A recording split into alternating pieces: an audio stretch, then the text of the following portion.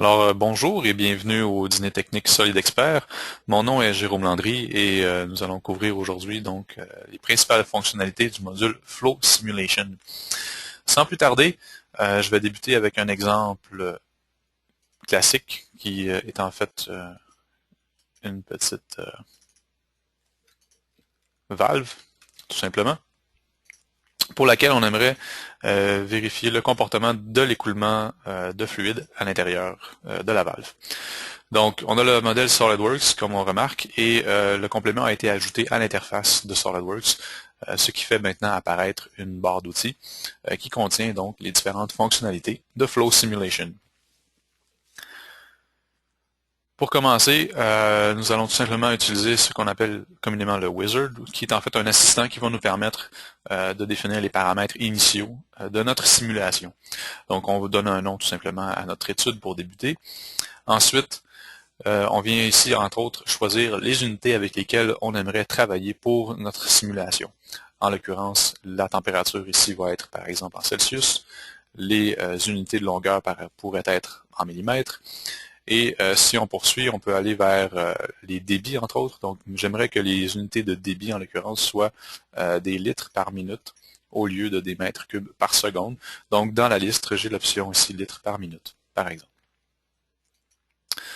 On poursuit avec certaines options ici qui vont permettre de considérer davantage de considérations physiques, entre autres, bien sûr, la sélection d'une étude de type interne ou externe. Dans le cas actuel, ce qui m'importe, c'est ce qui se passe à l'intérieur de la valve, donc je vais aller chercher une option de type interne.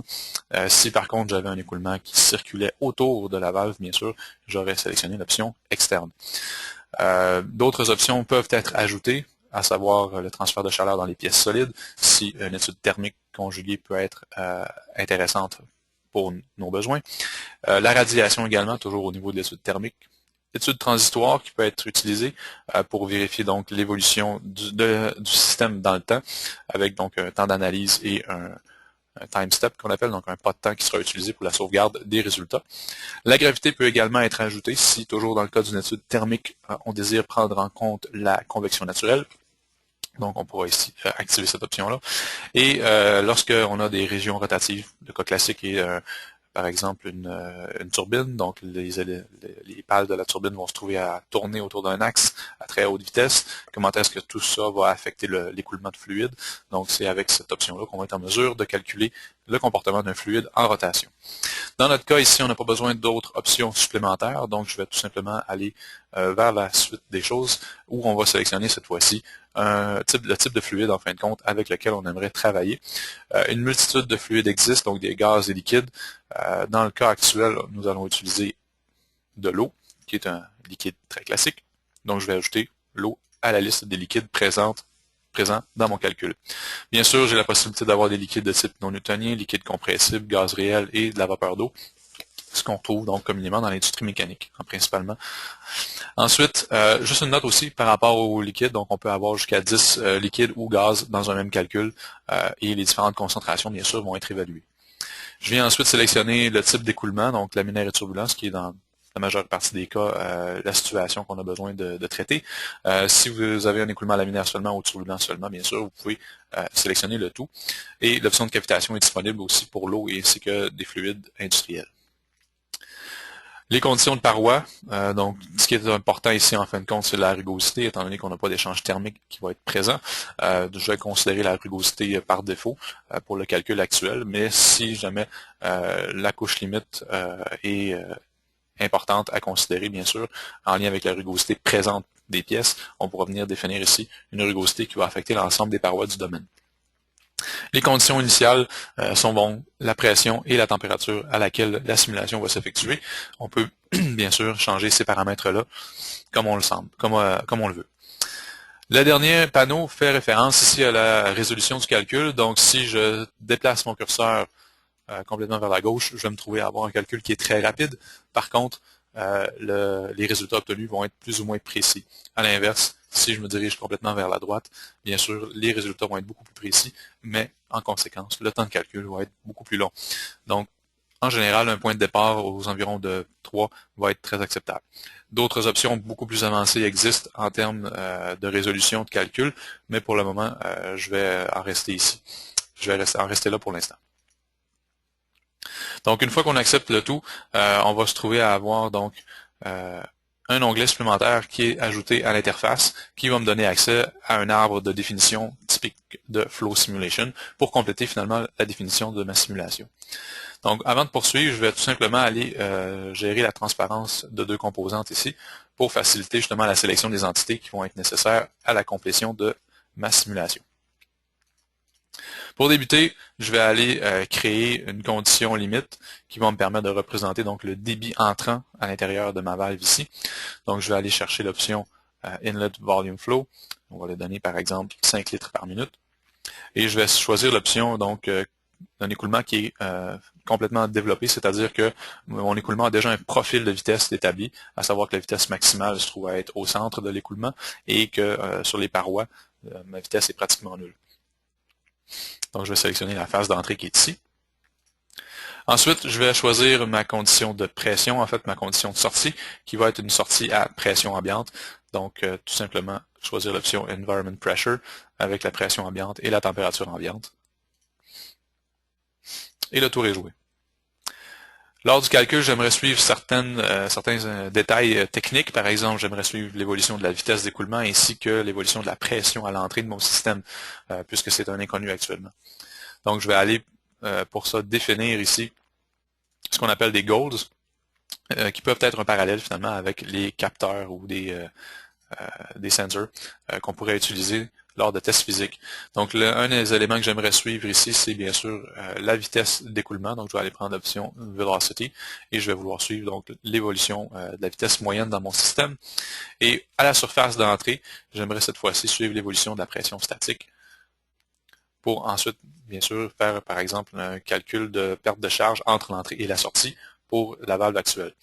Donc, avec ces informations-là maintenant de spécifier, on peut tout simplement lancer le calcul et voir bien sûr les résultats par la suite.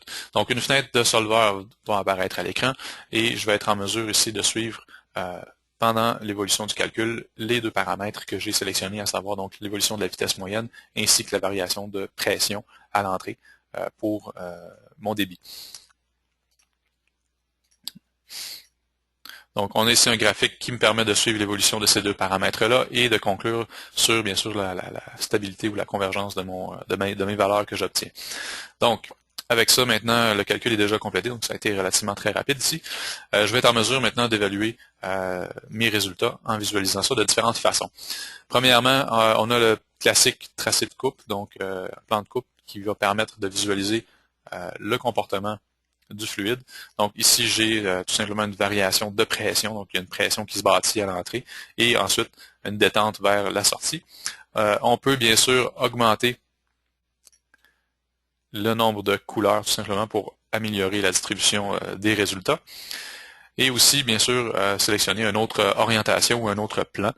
Donc si je viens par exemple prendre le plan de dessus, dans ce cas-ci, donc on voit ici une distribution de la pression en plan de coupe.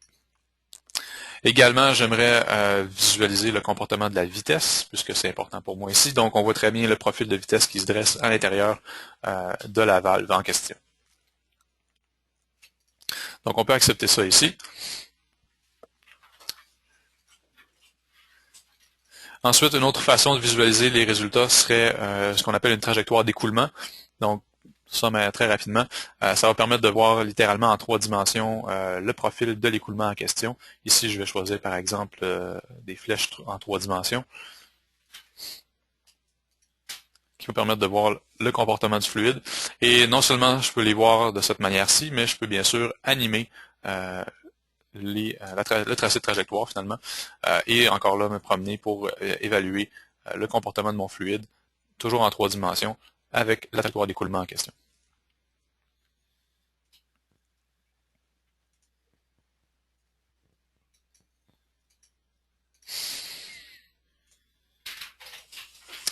Donc, c'est un petit peu le processus avec lequel on va procéder pour définir nos simulations d'écoulement de fluide dans le cas d'une étude interne ici. Maintenant, on a beaucoup d'autres capacités de simulation. Si on poursuit cette fois-ci avec le cas d'un écoulement externe, donc je me trouve à avoir par exemple une capsule spatiale qui se trouve à entrer à l'intérieur de l'atmosphère terrestre. La vitesse d'entrée a été établie ici à Mach 1.7 et j'aimerais entre autres évaluer le coefficient de traînée de cette capsule-là. Donc ici, on se trouve à avoir effectué une simulation en utilisant seulement un quart de du domaine fluide, tout simplement pour des raisons de symétrie, donc pour sauver bien sûr du temps de calcul. Et on voit très bien le profil d'écoulement qui s'est dressé avec l'apparition de l'onde de choc supersonique justement que l'on voit au-devant de la capsule spatiale. Et on voit des vitesses maximales aussi, donc de la seconde onde de choc là, qui se situe dans cette zone-ci, autour de Mach 2. Maintenant, pour évaluer le coefficient de traînée, on se trouve à avoir utilisé dans le cas actuel ce qu'on appelle un capteur d'équation, un equation goal, qui vient en fait permettre de définir l'équation qui va établir le coefficient de traînée pour la géométrie actuelle. C'est des trucs qui sont connus, c'est une équation connue qui peut être facilement insérée dans le logiciel. Et ensuite, on peut bien sûr aller voir l'évolution de ce paramètre-là une fois le calcul complété pour se rendre compte que le coefficient de traînée a une valeur donc de 1.69 environ. Donc vous voyez encore une fois les informations ont été transférées automatiquement vers Excel, ce qui permet donc aisément de visualiser les informations. Et on a ici donc le profil de variation du coefficient de traînée lors du calcul, jusqu'à temps qu'on ait eu un profil stable qui se soit établi pour conclure sur le calcul. Donc ici, on était bien sûr dans le cas d'une étude externe pour évaluer donc le comportement du fluide autour de la capsule spatiale en tant que telle. Donc, on poursuit avec cette fois-ci un dernier exemple qui va en fait faire référence à un cas d'étude thermique. Donc, on a un petit boîtier électronique ici qui contient différentes composantes. On a des matériaux, certains matériaux qui ont été appliqués à des composantes. Donc, on a la possibilité bien sûr de définir des matériaux particuliers pour certaines pièces et aussi la capacité de récupérer les matériaux de SolidWorks directement. Donc, c'est une option qui va permettre de sauver du temps si les informations sont déjà insérées dans SolidWorks au départ. Dans le cas actuel, on se trouve à avoir une condition de pression de sortie à cet endroit-ci, donc sur le côté du boîtier électronique, à pression environnante. On a un ventilateur qui contient certaines propriétés, qui va donc pousser de l'air vers l'intérieur du boîtier électronique. À noter qu'on a justement une librairie de ventilateurs assez exhaustive qui couvre des ventilateurs fréquemment utilisés dans l'industrie électronique. Donc, que vous allez pouvoir justement utiliser. Si vous ne trouvez pas votre compte à l'intérieur de cette librairie, bien sûr, vous pouvez définir vos propres ventilateurs personnalisés à l'intérieur de cette librairie-là. Et ceci va de même pour tout ce qui est matériaux solides, matériaux liquides, matériaux gazeux, et ainsi de suite. Donc, vous avez accès à ces propriétés, à définir des propriétés personnalisées pour l'ensemble des données nécessaires à l'exécution du calcul. Également, on a des puissances thermiques qui ont été définies sur certaines composantes qui vont bien sûr générer de la chaleur. Donc, toutes ces valeurs-là ici ont été définies au préalable. Par la suite, on a tout simplement défini deux capteurs. Donc, ce qui nous intéresse, c'est la température maximale sur les deux composantes qu'on voit ici en bleu pâle. Et on a exécuté le calcul. Donc, le calcul va nous permettre par la suite d'obtenir bien sûr des résultats intéressants au niveau de la température. Entre autres, ici on va visualiser la distribution de température qui se trouve à l'intérieur du boîtier électronique. Et on voit clairement les zones froides et les zones chaudes. Donc l'air frais se trouve à être inséré dans le boîtier par le ventilateur. Donc on voit cette zone-là ici qui est beaucoup plus fraîche que cette zone-ci où j'ai pratiquement pas d'écoulement. On va être en mesure aussi de confirmer tout ça justement par l'utilisation d'un tracé d'écoulement pour voir justement le profil d'écoulement en 3 dimensions. Donc on va être en mesure ici de superposer nos tracés de trajectoire au plan de coupe pour confirmer tout ça. Donc, je visualise ici donc la température au niveau de mon plan de coupe et je visualise la vitesse au niveau de l'écoulement en 3D. Et bien sûr, je peux lancer l'animation de ça. Et on confirme très bien que cette zone-ci se trouve à être très peu balayée, si on veut, par l'écoulement d'air qui se trouve à pénétrer à l'intérieur du boîtier électronique. Donc, potentiellement mettre un déflecteur ou changer la position du ventilateur serait une option intéressante pour améliorer le refroidissement de ces composantes-là ici.